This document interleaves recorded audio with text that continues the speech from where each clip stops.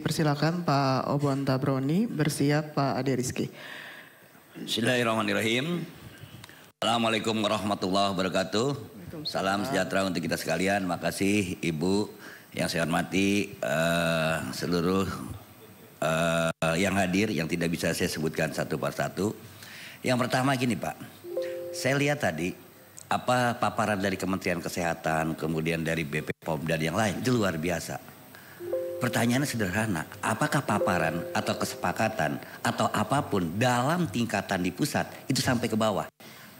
Sampainya ke tingkatan provinsi, sampainya ke tingkatan kabupaten, atau bahkan ketika bicara puskesmas itu kan sampai ke tingkat kecamatan. Kalau aturan yang ada, kemudian komitmen yang ada tidak turun sampai ke bawah, apa yang Bapak sampaikan tadi tentang bagaimana tentang pencegahan, tentang segala macam, rasanya akan sulit untuk mengatasi persoalan kita yang ada. Jadi satu, pertanyaan saya, apakah setiap komitmen atau apalah dalam tingkatan pusat sampai ke bawah? Kemudian yang kedua Pak, saya di Bekasi, daerah saya daerah industri, ribuan perusahaan. Setiap hari mereka itu diberikan makan di kantin. Ribuan perusahaan. Kalau nggak salah 7.000 perusahaan. Saya belum pernah dengar ada satu perusahaan yang keracunan. Kalau dibilang iya dia masak di pabrik, enggak juga. Banyak perusahaan yang kantinnya jauh di tempat lain. Jadi satu catering mengirim, menyaplai ke beberapa perusahaan. Bukan karena ada memang yang cateringnya itu di perusahaan. Saya coba tanya, diskusi dengan mereka, para pelaku dunia usaha. Abang, Ibu, gimana sih Anda melihat apa yang terjadi dengan BGN? Ya repot ngobon. Kenapa? Kuncinya adalah makanan. Mereka sampaikan kan ada menu engineeringnya, kemudian ada strategi purchasingnya, ada handling bahan bakunya, kemudian storage management, dan semua yang disampaikan detail sekali oleh mereka. Pertanyaannya, apakah BGN menginformasikan, mengajarkan itu semua kepada SPPG yang ada? Kalau mengajarkan pada mereka, apakah juga turun kepada petugas-petugas yang ada terhadap tadi penanganan waktu memasaknya, kemudian bagaimana sampai manajemen penanganan, handlingnya, pengirimannya, itu penting. Poin-poin tadi saya nggak paham itu, apakah dijalankan enggak? Sehingga simpulnya saya sederhana Pak, bahwa terlalu mudah SPPG itu berdiri. Mereka hanya cukup mengupload, kemudian yayasan, kemudian mengirim, kemudian setelah itu diokehin, kemudian jalan. Itu mudah banget. Meski sekarang ada pembatasan tadi. Nah di poin tadi, sebelum berdiri, sebelum running, harus ada periode pelatihan tadi. Kalau memang ternyata dari pelatihan yang nggak mencukupi atau nggak mampu, ya masih banyak kok yang bisa menjalankan itu semua. Jadi yang kedua intinya pelatihan Pak. Kemudian yang ketiga tentang sanksi. Sebaik apapun aturan, sehebat apapun kita bikin SOP yang ada, tanpa sanksi yang jelas itu akan susah. Sanksi kepada siapa? Saya nggak bicara pidana, nggak bicara segala macam. Sanksi itu penting.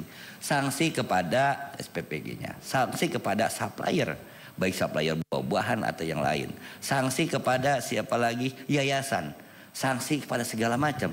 Sehingga ketika bicara sanksi, ada hal-hal tertentu yang membuat orang, juga gua ngapain juga bebas-bebas aja, nggak ada sanksi kok. Nah terapkan aja sanksinya, bikin aturan, peraturan BGN atau apa yang nggak sampai pidana, tapi mungkin pada hal-hal yang ketiga. Kemudian yang terakhir Bapak, banyak di lapangan yang sudah membuat dapur-dapur yang ada. Bahkan ada yang sudah lengkap, ada yang baru segala macam. Nah kemudian saya dengar, ini kan keberlanjutannya, ini bagaimana? Apakah yayasan yang sekarang sedang membangun atau sudah selesai, istilahnya apa tuh? Dinolkan kembali. Artinya di reset lah. Nah di reset kembali atau dinolkan kembali, apakah mereka nanti ke depannya juga bisa tetap eksis atau tetap dapur ini tetap ada, atau ada kebijakan khusus? Makasih Pak, tetap semangat. Ini program sangat luar biasa dan kita yakin kita semua akan mendukung ini karena untuk kebaikan kita semua. Billahi taufiq wal hidayah. Wassalamualaikum warahmatullahi wabarakatuh. Terima kasih Pak Obon. Selanjutnya Pak Ade Rizky, bersiap Ibu Tuti. Terima kasih Ibu Ketua, pimpinan, Bapak Ibu anggota Komisi 9 yang kami hormati, Pak Menteri Kesehatan, Kepala Badan Gizi Nasional, Ibu Wakil Kepala Badan Gizi, Kepala BPOM, Menteri dan Wamen Kemenduk Bangga, seluruh jajaran. Bismillahirrahmanirrahim. Assalamualaikum warahmatullahi wabarakatuh. Salam sejahtera bagi kita semuanya. Salam Om Swastiastu, Namo Buddhaya, salam kebajikan. Saya ingin menambahkan saja Pak Kepala Badan bahwa kita meyakini bahwa program makan bergizi gratis ini adalah bukan program unggulan Presiden, tapi adalah salah satu program utama ini di sini. Jadi sebenarnya bahwa sejak diluncurkan sejak Januari awal tahun 2025 yang lalu, program ini sudah sangat-sangat ditunggu oleh rakyat, dan memang pada akhirnya memang banyak implikasi yang ditimbulkan dari program makan bergizi gratis ini, bukan hanya dari sisi para penerima manfaat, tetapi juga memiliki dampak multiple yang cukup signifikan dalam penggerakan roda perekonomian yang ada di daerah-daerah maupun di desa-desa. Oleh karena itu Bapak dan Ibu yang kami hormati, terkait dengan beberapa kasus dan isu, yaitu keracunan makanan dalam program makan bergizi gratis ini, tentu kami mengingatkan sekali lagi bahwa pentingnya pertama adalah komunikasi, ya, kami kira yang paling penting. Pak Menkes juga menyampaikan data dan menyampaikan rekomendasi. Pak Wihaji juga, kemudian Pak Prof. Taruna juga. Dan ini alangkah lebih baiknya akan menjadi sempurna program ini bila akan menjadi sebuah sinergitas yang baik. Tanpa gotong royong akan semakin berat. Dengan gotong royong tentu akan semakin ringan program yang sangat mulia ini. Oleh karena itu, kami menyampaikan bahwa perbaikan tata kelola program makan bergizi gratis ini tidak hanya menyangkut terkait dengan teknis penyediaan bahan pangan, tetapi juga mencakup tadi salah satunya komunikasi dan evaluasi, Bapak. Yang kami kira pada akhirnya ada beberapa hal yang ditimbulkan, Pak. Memang sesuai dengan proyeksi yang pernah Pak Kepala Badan sampaikan di beberapa waktu yang lalu. Kalau beberapa waktu yang lalu mungkin hanya sekitar 3% atau 5% SPPG yang baru eksis, dan sekarang tentu akan bertambah secara terus-menerus sampai akhir tahun yang lalu, bahwa nantinya ada gap terkait dengan supply bahan baku kepada SPPG. Mungkin di awal kita masih bisa memilih dan memilah, atau memilah dan memilih mana bahan baku yang kiranya terbaik. Dan pada akhirnya dengan kebutuhan yang semakin besar itu, tentunya kita harus tetap konsisten, Pak, dalam memilah dan memilih bahan baku tadi. Kemudian terkait dengan pengolahan, terkait dengan apa yang disampaikan sebelumnya, sertifikat higienisitas dan lain-lain kami rasa perlu, dan juga risiko lama pengolahan ini yang mungkin secara teknis mungkin bisa lebih didalami, bahwa ada risiko-risiko yang mungkin terjadinya pembusukan dan lain-lain, bahkan lama perjalanan distribusi sampai dengan lamanya konsumsi makan bergizi gratis sampai di titik temu atau di sekolah-sekolah sampai pada akhirnya dikonsumsi oleh para penerima manfaat. Dan yang terakhir, Pak, terkait dengan teknis. Ini terkait dengan keracunan ini mungkin menurut saya secara pribadi tidak hanya mungkin terkait dengan teknis bahan atau olahan mungkin, tetapi juga terkait dengan alergen. Alergen ini penting Bapak dan Ibu. Bahwasanya pada hari ini tidak semua juga para penerima manfaat, apakah itu anak-anak, balita masuk pendidikan maupun non-PAUD, bahkan ibu-ibu hamil dan menyusui memiliki alergen yang berbeda-beda. Jadi saran kami tentunya bahwa perlu adanya semacam semacam pendataan kembali. Ini termasuk bagi juga Pak Menteri dan Pak Wamen memiliki kader-kader TPK dan lain-lain untuk menghimpun data-data ini. Niatnya baik, mulia, tapi karena satu dan lain hal ada data-data yang mungkin tidak terkoleksi atau dengan baik, pada akhirnya menimbulkan hal-hal yang tidak baik juga. Kemudian beberapa waktu yang lalu Pak Kepala Dadan pernah juga menyampaikan di forum yang tidak formal ada beberapa tempat lokasi SPPG yang pada akhirnya sedang dilakukan analisa di laboratorium di SPPG tertentu. Jadi dari sekian banyak data yang kita lihat waktu itu, baru mungkin sekitar 5% lah kurang lebih yang sudah ada hasil uji laboratorium. Dan kalau ini terlalu lama Pak Dadan, Pak Prof, tentu ini kita akan menyimpulkan juga tersulit dalam pengambilan atau merumuskan rumusan-rumusan tertentu dalam hal-hal teknis yang lainnya. Terakhir adalah terkait dengan konsistensi Pak. Ini 2 minggu pertama kami kira SPPG masih cukup fokus dan memenuhi hal-hal yang sesuai dengan aspek teknis.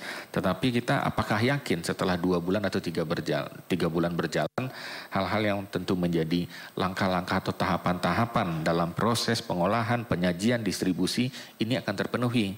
Jadi ini perlu juga dilakukan evaluasi. Dan banyak juga kami kira Pak, SPPG baru ini salah satunya adalah hal dalam percepatan pembangunan SPPG. Tetapi kalau SPPG ini baru dibuka, baru jalan 1-2 hari, kalau langsung diberikan tugas mengolah atau menyajikan langsung 2.000 atau 2.500 tentu ada penyesuaian yang belum dilakukan. Nah bisa jadi itu menjadi salah satu kendala pada keracunan makanan.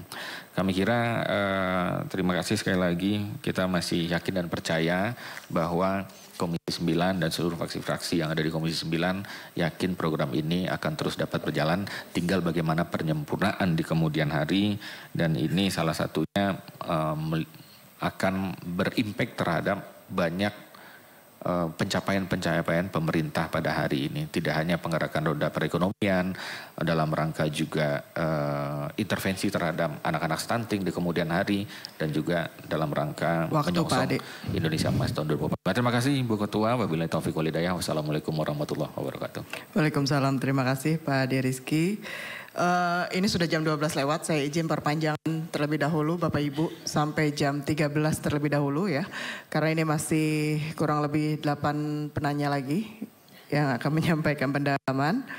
Izin ya ditambah sampai jam 1 ya. Selanjutnya Ibu Tuti, mohon bisa diperhatikan waktunya. Bersiap Pak Ahmad Ruhyat. Terima kasih pimpinan atas waktunya. Pimpinan Komisi 9 dan semua anggota Komisi 9 yang sangat saya hormati, juga kepada tamu kehormatan mitra kerja dari Komisi 9 yang sangat saya hormati dan saya banggakan. Jadi tadi banyak sudah kami mendengarkan antara paparan dan masukan dari Komisi 9. Tentunya program makanan bergizi gratis ini yang merupakan program prioritas nasional sangat bagus dan sangat dibutuhkan oleh rakyat. Namun ada hal penting yang juga diperlukan, yaitu tentang mengedepankan perspektif anak dalam program makan bergizi gratis ini. Ada temuan utama yang ingin saya sampaikan dari perspektif anak. Karena kalau dari perspektif ekonomi banyak sekali manfaatnya dan sudah disampaikan oleh banyak teman. Yaitu yang pertama adalah perubahan perilaku, di mana pola makan daripada anak-anak ini pola makan sehat, kecuali dapur atau SPPG yang telah melakukan fraud. Yang kedua, meningkatkan konsentrasi belajar bagi anak-anak, terutama pada saat makan bersama dengan teman menjadi hal yang paling banyak disukai di sini. Nah yang ketiga ini mungkin masukan ini harus diperhatikan juga, yaitu tentang rasa dan kualitas dari makanan. Kalau rasa makanannya tidak disukai itu banyak yang terbuang, dan kami sudah melihat secara langsung, tidak bisa dipungkiri lagi ini banyak yang terbuang juga. Untuk itu marilah kita carikan solusinya. Pak Dadan, karena setiap menghadapi tantangan ini pasti ada solusinya, Pak. Saya ingin